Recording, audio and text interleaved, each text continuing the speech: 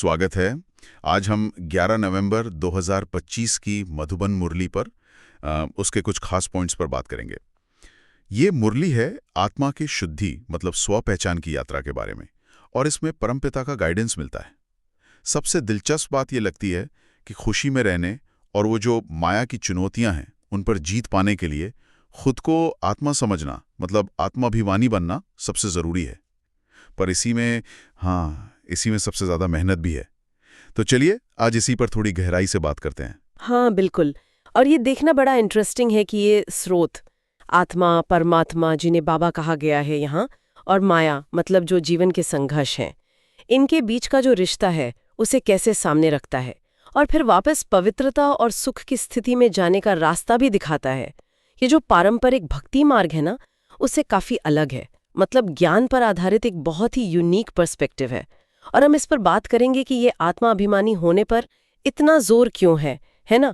और क्यों इसे खुशी और बाबा की याद का बेस माना गया है। हाँ, तो इस शुरुआत करते हैं एक बड़े ही अनोखे रिश्ते से, शिक्षक और विद्यार्थी का। स्रोत ये कहता है कि परमपिता शिव बाबा वो खुद पढ़ाते हैं आत्माओं को। ये अपने आप में बहुत बड़ी बात है। हाँ, बिल्कुल।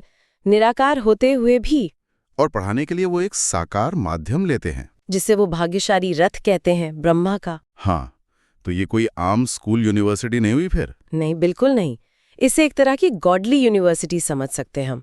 ईश्वरीय विश्वविद्यालय, जहाँ टीचर खुद गॉड है और सिलेबस वो है आत्मा को उसका असली भाग्य बताना। और लक्ष्य भी कोई छोटा मोटा नहीं। नहीं, सिर्फ डिग्री नहीं, लक्ष्य है आत्माओं को दुनिया का मालिक बनाना, भविष्य के सतयुग का प्रिंस या प्रिंसेस, राजाओं का राजा। सही है, ये पढ़ाई सीधे पद से जुड़ी है। बिल्कुल। अच्छा, और स्रोत ये भी कहता है कि पढ़ाने वाले शिव बाबा वो तो निराकार हैं, देही अभिमानी भी नहीं, उनका तो देह ही नहीं है। हाँ, वो जन्म मरण में भी नहीं आते। तो फिर उन्हें पढ़ाने के लिए ये साकार शरीर क्यों चाहिए, ये सवाल उठता है। ये बहुत जरूरी पॉइंट है समझने के लिए। और यहीं पर शिव और शंकर का जो फर्क है ना। हाँ, भक्ति में तो अक्सर एक ही समझ लेते हैं। बिल्कुल। पर मुरली साफ कहती है, शिव शंकर एक नहीं है। शिव ज्ञान सागर है, परम पिता निराकार, और ब्रह्मा विष्णु शंकर वो सूक्ष्म वतनवासी देवता हैं। रचना है, रचता नहीं। अच्छा। तो निराकार शिव को साकार दुनिया में पढ़ाने के लिए शरीर का आधार इसलिए लेना पड़ता है क्योंकि हम आत्माएं, मतलब आत्माएं तो शरीर में है ना, जी। फंसी हुई हैं देह अभिमान में। तो उनको उनके लेवल पर आके ही पढ़ाना पड़ता है। और यहीं पर फिर वो मेहनत वाली बात आ जाती है। हाँ, स्रोत कहता है आत्मा अभिमानी बनने में ही मेहनत लगती है, मतलब खुद को ये शरीर नहीं बल्कि वो ज्योति बिंदु आत्मा समझना। सुनने में कितना सिंपल लगता है ना। है ना? हाँ, लगता तो है। हम जन्म जन्मांतर से इसी शरीर को मैं मेरा मानते आए हैं। हाँ, आदत पड़ गई है। बिल्कुल। समाज, संस्कार, सब कुछ इसी देह भान को पक्का करते हैं। तो अच्छा। इस गहरी कंडीशनिंग से निकलकर आत्मा की स्मृति में टिकना, यही असली पुरुषार्थ है। अच्छा। लेकिन देखो, स्रोत तुरंत इसका रिवॉर्ड भी बताता है।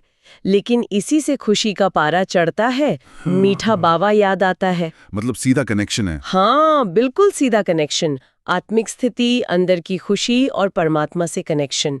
तो जैसे ही खुद को आत्मा समझा, होश बढ़ जाएगी, ऐसा। सिद्धांत तो यही है। देखो, आत्मा का ओरिजिनल नेचर ही सुख, शांति, प्रेम है। देह भान में आते ही इच्छा, मोह, अहंकार, ये सब विकार आते हैं और यही दुख का कारण बनते हैं। सही बात है। तो आत्माभिमानी होने का मतलब है अपने ओरिजिनल स्वरूप के करीब आना। और जब हम उस स्थिति में होते हैं तो परमात्मा की, बाबा की याद सहज और मीठी लगती है। अच्छा।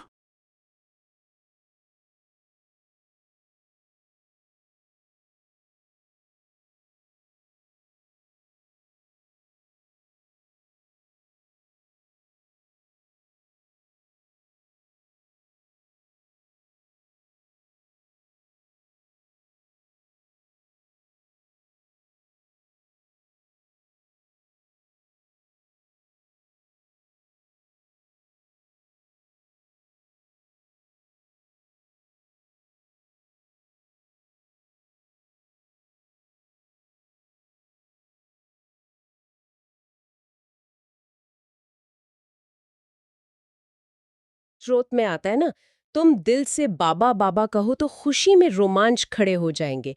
ये रटना नहीं है। ये फीलिंग है। हाँ, ये उस आत्मिक स्थिति से निकली गहरी फीलिंग है। और माया क्या करती है, वो इसी स्थिति से गिराकर वापस देह भान में खींच लेती है। हाँ, ये माया वाला पॉइंट भी समझना जरूरी है। तो अब बात करते हैं घर वापसी की। स्रोत कहता है कि हम 84 जन्मों के एक लंबे चक्र के बिल्कुल एंड में है। मतलब आत्मा की जो ये वर्ल्ड ड्रामा में 84 रोल्स की जर्नी थी, वो पूरी होने वाली है। बिल्कुल। और इस टाइम को कहा गया है संगम युग, पुराने और नए के बीच का समय। संधिकाल, हाँ। लेकिन इस यात्रा के आखिर तक आते आते आत्मा की हालत क्या हो गई है? स्रोत कहता है कि आत्मा है धीरे धीरे अपनी पावर, अपनी प्योरिटी खोकर पतित हो गई है। मतलब अपनी ओरिजिनल पवित्र स्टेज से नीचे आ गई हैं। और अपनी असली घर परमधाम, शांतिधाम वापस जाने के लिए उन्हें फिर से पवित्र बनना होगा। मतलब पवित्रता के बिना वापसी नहीं, बिल्कुल नहीं। मुरली कहती है पतित थोड़े ही मुक्ति को पाएंगे। Purity is the ticket. और यहीं माया का रोल आता है, वो ताकत जो इस वापसी में मुश्किलें खड़ी करती है। कैसी मुश्किलें? स्रोत कहता है माया अब सितम से सितम होके लड़ेगी। बच्चों को? मतलब जो इस रास्ते पर चल रहे हैं उन्हें बहुत तूफान आते हैं। मन में खराब ख्यालात, नेगेटिव थॉट्स आते हैं। शायद ऐसे जो पहले कभी नहीं आए होंगे। हाँ, इसकी तुलना तो युद्ध के मैदान से की है। ऐसा क्यों है कि एंड टाइम पर ये अटैक और बढ़ गए? इसका लॉजिक ये है कि ये फाइनल टाइम है ना ट्रांसफॉर्मेशन का। आत्माएं अब जाग रही हैं, बाबा की याद से शक्ति जमा कर रही हैं, माया पर जीत पानी है। अच्छा। तो जब आप दुश्मन पर अटैक करते हो तो वो भी पूरी ताकत से पलटवार करता है। माया देख रही है कि ये मेरे राज्य से निकल रहे हैं, वापस घर जा रहे हैं, तो उसका अपोजिशन भी पीक पर है। तो फिर इन तूफानों से कैसे डील करें? डरना चाहिए? नहीं, देखो यहाँ बहुत अच्छी सलाह है। माया के तूफानों से डरो मत, सिर्फ कर्मेंद्रियों से कोई विकर्म नहीं करो। ओके, मतलब डरना विचारों से नहीं है? नहीं, डरना है गलत कर्म करने से। विचार तो आएंगे, पुरानी आदतें हैं, लेकिन उन पे कंट्रोल पाना, कर्मेंद्रियों को वश में रखना, पाप कर्म से बचना, वो असली जीत है। फोकस कर्म पे है। बिल्कुल, एक्शन पर। ये पवित्रता की बात को और गहरा करता है। खासकर जो लोग गृहस्थ में हैं, उनके लिए तो ये बड़ा चैलेंज होगा। हाँ, जरूर। और स्रोत में गंधर्व विवाह का जिक्र आता है इसी कॉन्टेक्स्ट में। वो क्या है? गंधर्व विवाह उन कपल्स के लिए कहा गया है जो साथ रहते हुए भी पवित्रता का संकल्प लेते हैं, मतलब ब्रह्मचर्य का पालन करते हैं। अच्छा। स्रोत उनकी बहुत महिमा करता है, कमाल है उन्हों की, और कहता है उन्हों का बहुत ऊंच पद हो सकता है। ये दिखाता है कि प्योरिटी को कितनी वैल्यू दी गई है, चाहे सर्कमस्टांसेस मुश्किल हों। और ये पवित्रता सिर्फ फिजिकल लेवल पर नहीं है ना? नहीं, बिल्कुल नहीं। मन, वचन, कर्म तीनों लेवल पर। और सबसे बड़ा चेंज तो नजरिए का है। दूसरों को शरीर नहीं, आत्मा देखना। भाई बहन दृष्टि। हाँ, भाई बहन दृष्टि। लॉजिक क्या है? शिव बाबा के बच्चे हम भाई भाई हैं, फिर प्रजापिता ब्रह्मा की संतान होने से भाई बहन हो गए। फिर विकार कहाँ से आया? जब ये दृष्टि बदलती है तो वृत्ति मतलब नजरिया और कृति मतलब कर्म वो अपने आप बदलने लगते हैं। यही आत्मिक दृष्टि पवित्रता का फाउंडेशन है। सही बात है। अब आते हैं ज्ञान और भक्ति के कंपैरिजन पर। स्रोत अक्सर इस ज्ञान मार्ग की तुलना भक्ति मार्ग से करता है। तो भक्ति के बारे में क्या कहता है?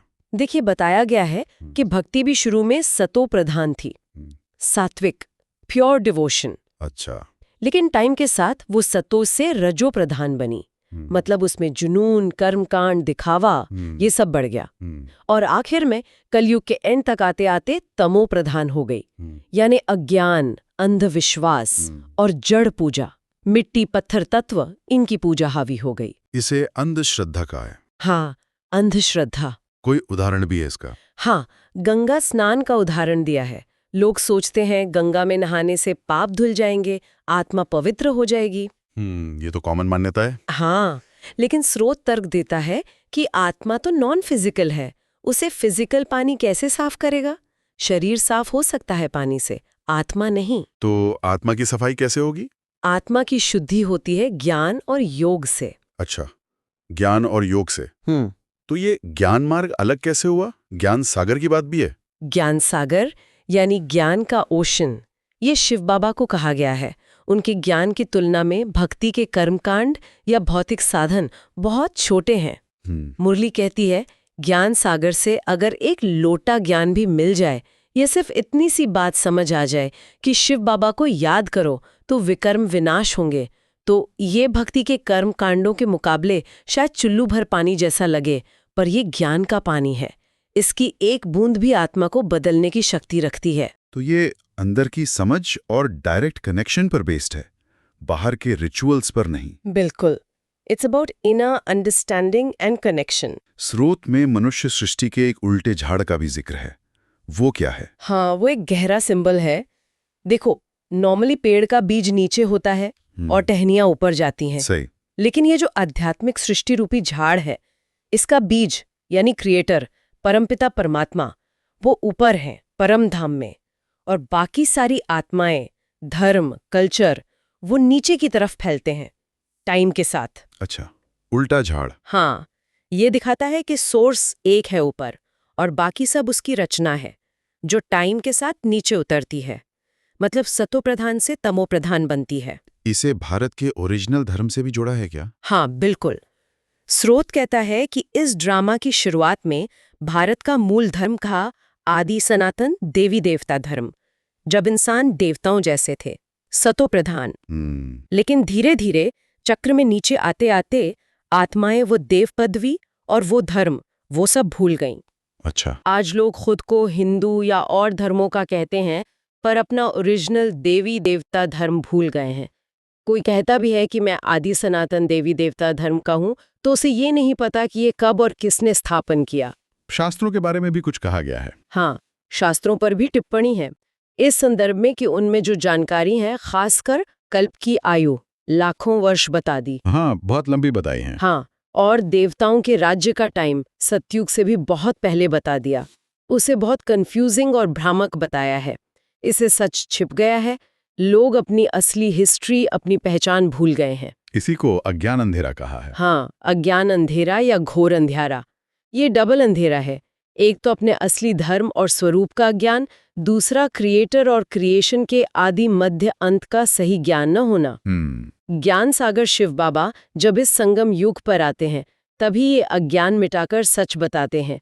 इसीलिए ज्ञान और भक्ति, जो आखिर में अज्ञान वाली हो गई, में जमीन आसमान का फर्क बताया है। अच्छा, तो ये सब समझने के बाद अब बात आती है प्रैक्टिस की। रोज की जिंदगी में से कैसे उतारें? क्या प्रैक्टिकल सलाहें?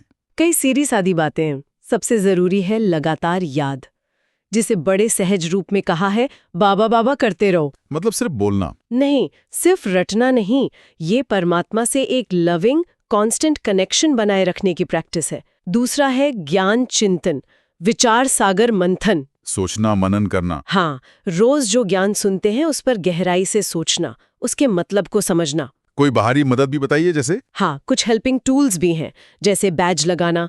ये एक निशानी है कि हम इस गॉडली यूनिवर्सिटी के स्टूडेंट हैं। हम बदल रहे हैं, भिखारी से राजकुमार बन रहे हैं, अपनी पहचान याद दिलाने के लिए। हाँ, और दूसरों को भी मैसेज देने के लिए।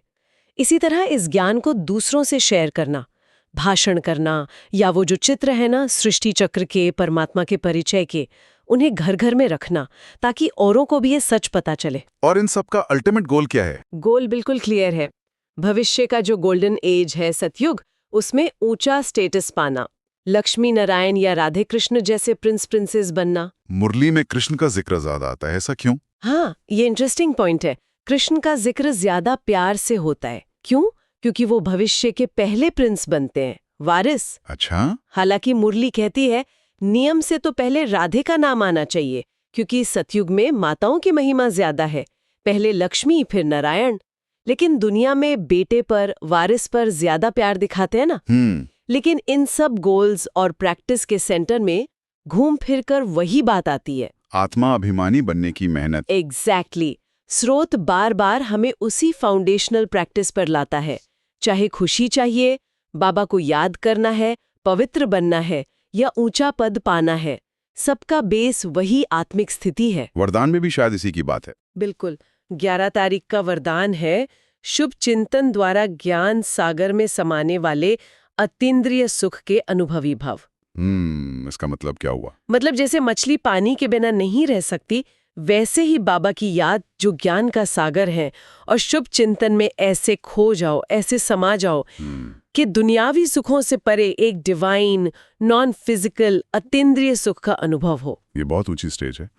और स्लोगन भी कुछ ऐसा ही है। हाँ, स्लोगन है, अपने चेहरे को ऐसा चलता फिरता म्यूजियम बनाओ जिसमें बाप बिगड़ दिखाई दे। वाह, मतलब आपका चेहरा, आपका व्यवहार, आपकी वाइब्रेशंस वो इतनी प्योर, शांत और खुशहाल हो कि आपको देखने वाले को परमात्मा की याद आ जाए, आपकी पर्सनालिटी ही गॉड का इंट्रोडक्शन बन जाए। ये तो बहुत बड़ी बात है ना? और आखिर में अव्यक्त इशारे में अशरीरी या विदेही स्थिति की प्रैक्टिस पर जोर है।